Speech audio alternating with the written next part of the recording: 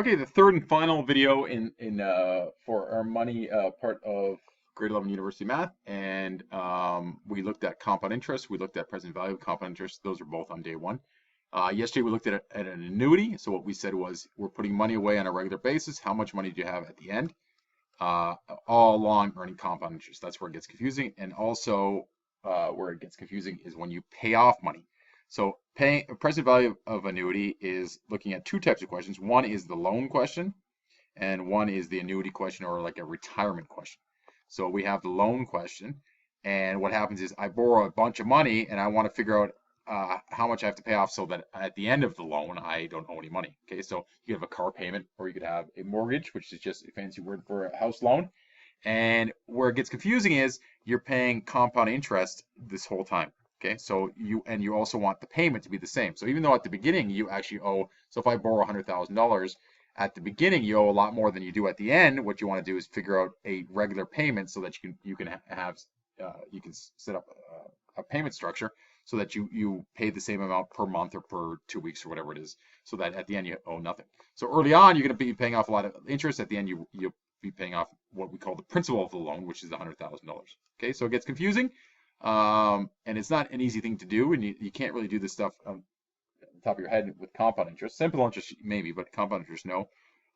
This question here, a little bit different, is when you have, well, same sort of format, but here's the deal. I have a bunch of money saved up in retirement. I'm going to take a certain amount out so that I have a certain amount of money at the end.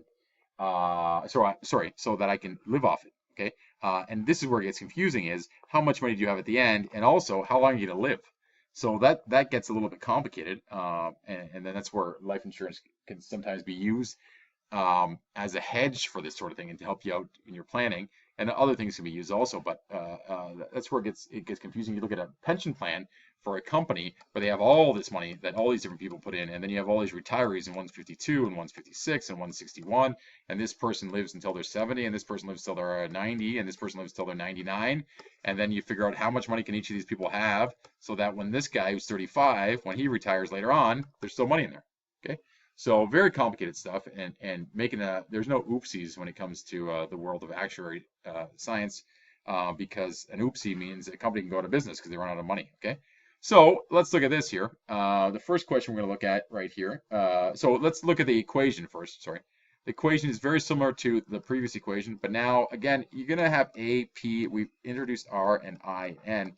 In these questions, we want to know how much money is now. So when you get a loan, you get the loan now, or when you retire, you have a certain amount of money now. So I don't need to know the future value. So this is money later, right? A was money later. We don't care about that. P is money now. So this is all these type of questions, okay? R is the regular payment. So regular payment. This is your interest rate, and then modified, and this is your payments, which are years modified, okay? So your new equation is this. I'll give you one in a second after this. For R. So let me just make sure that my eyes are obvious. I, that's a 1, that's a 1, there. That's a minus, and that's a negative, okay, to the negative. And so a little bit cumbersome, a little bit strange. But the first question is here, I want to put, suppose you promise to pay a relative $1,000 over the next 5 years. Deposit enough money now so that you can pay this off. So here's a question here. You're taking $1,000 out of something on a regular basis. So my R is 1,000, okay? And I want to know how much money do I need now so that I can do that, okay? And if you say, well, it's 5 years, I need $5,000, but don't forget you're earning interest on the money. So if I put the money away, the $5,000 away, and I earn interest on it, okay?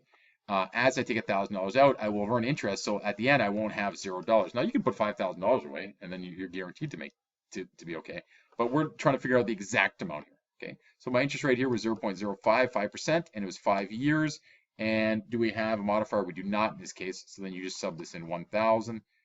1 minus bracket 1.05 to the negative 5. So that 5 is that, and all over 0.05. Calculator, get used to it.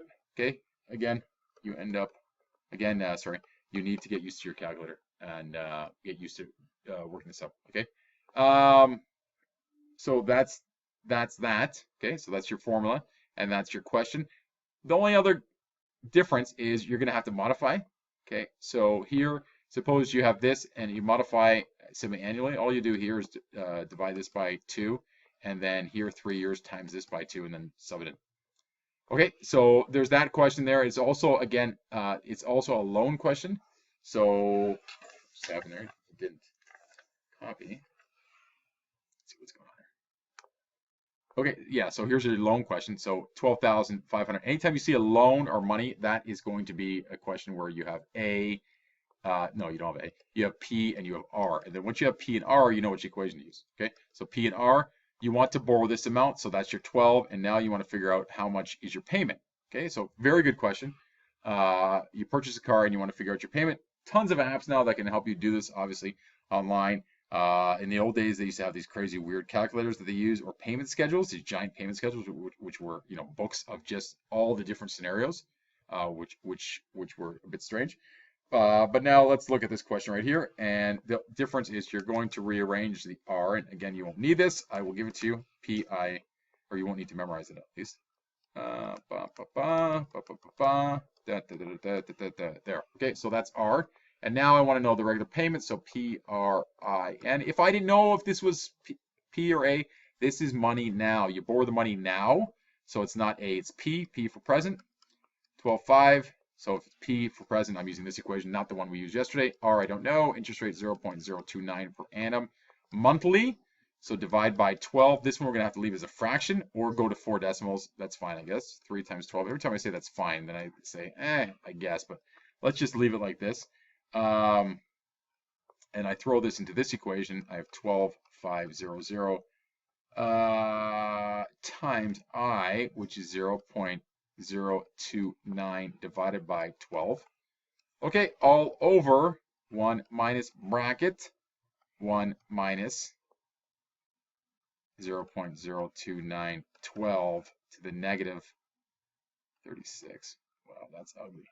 Okay, so now you got to get used to this. Okay, your calculator will, let me just make sure that that's right.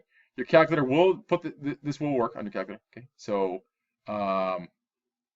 if you throw this in a calculator and use the brackets properly, this times bracket this divided by that, you can even do that, divided by, and you can put a bracket and keep going, bracket 1 minus 0.029 divided by 12, close bracket, to the negative 36, close bracket, equals, and hopefully you get this.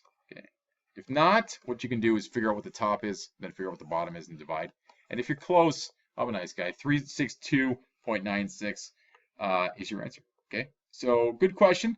And the ultimate question is, if you want to let's work backwards. The ultimate question for this unit is, I want to, at the age of 60, retire, okay, and I want to take out $3,000 per month after that, and I'm going to live till I'm 90, hopefully. And if I don't know what I'm going to do. So I'm going to live till I'm 90. I want $3,000 per month. I can get 6% interest while I invest that. Okay, how much money do I need for that to happen? And then go back and say, hey, I'm 30 years old now, or I'm 20, well, neither of us is 30, let's be honest here. I'm 25 years old. How much do I have to put away? And this is going to be per month. How much am I going to put away every paycheck? And I get paid per week. And I can earn 2.6% interest over the next, whatever, 35 years. How much money do I put away per week so that I can have this amount here that I calculated so that I can retire and make $3,000 per month? Okay, and then where it gets confusing is you say $3,000 per month is okay now, but 30 years from now, you know, you retire when you're 60 and you plan to live till you're 90, $3,000 isn't going to cut it maybe, okay, because you have inflation. So it gets even more confusing. Okay, either way, enjoy your youth. Okay, now it's been fun, and take care.